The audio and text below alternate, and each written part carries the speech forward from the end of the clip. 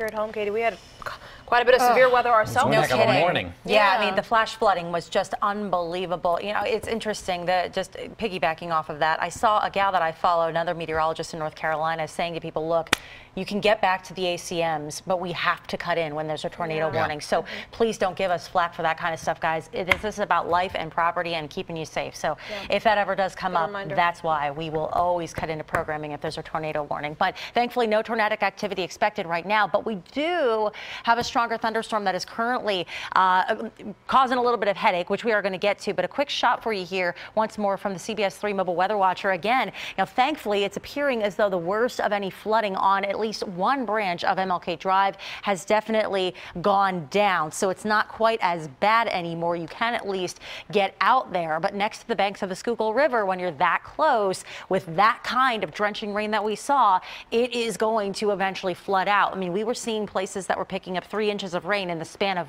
about 2 hours and change. So that really caused some headaches.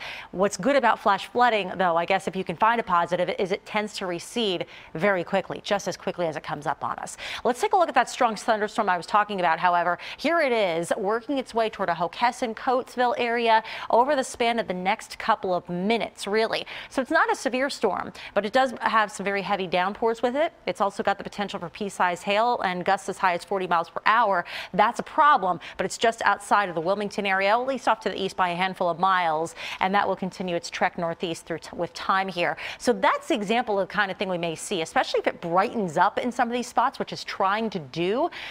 As you start to see those clouds break, that actually indicates more destabilization. It doesn't mean that you're in the clear necessarily, so we'll have to keep an eye out for that. But anything that's left over is nothing like what we just saw roll through here. It's all these scattered, lingering batches of showers or thunderstorms. The broader zoom on this, I mean, it covered so much real estate. There were blizzard conditions out in the northern high plains. Here at home, we had the flooding.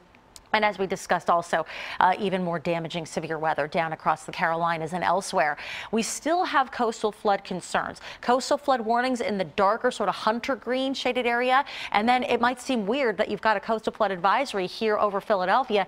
This is for the tidal Delaware River. So it doesn't include all of Delco, all of Gloucester County, but it does include the tidal Delaware River, say from Trenton down to the Commodore Barry Bridge or thereabouts around the Chester area. So that's what that is for. In the meantime, let's look at future weather.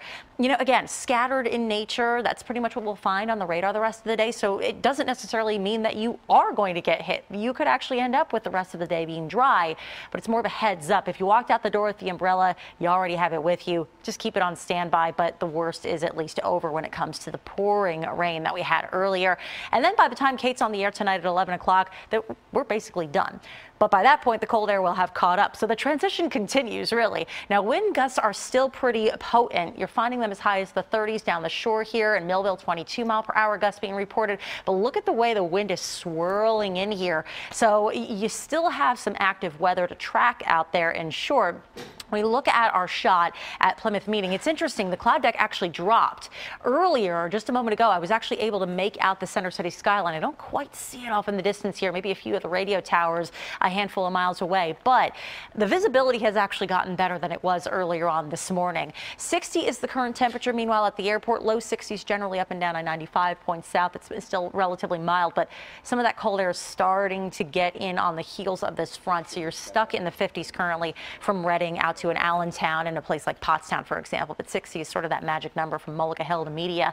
Let's get you through the rest of the night, though, as the temperature begins to drop back off. We're talking about bottoming out at about 39 degrees. Mostly cloudy, but we should dry out. And a quick check on that 7-day for you here. Ups and downs still in the forecast here, but we'll be back and forth between cooler than average conditions in short. At least no more 40s for daytime highs. And we might see a couple of showers again Wednesday night into Thursday. So flash flooding, just one of the many topics that we are going to be talking about all next week.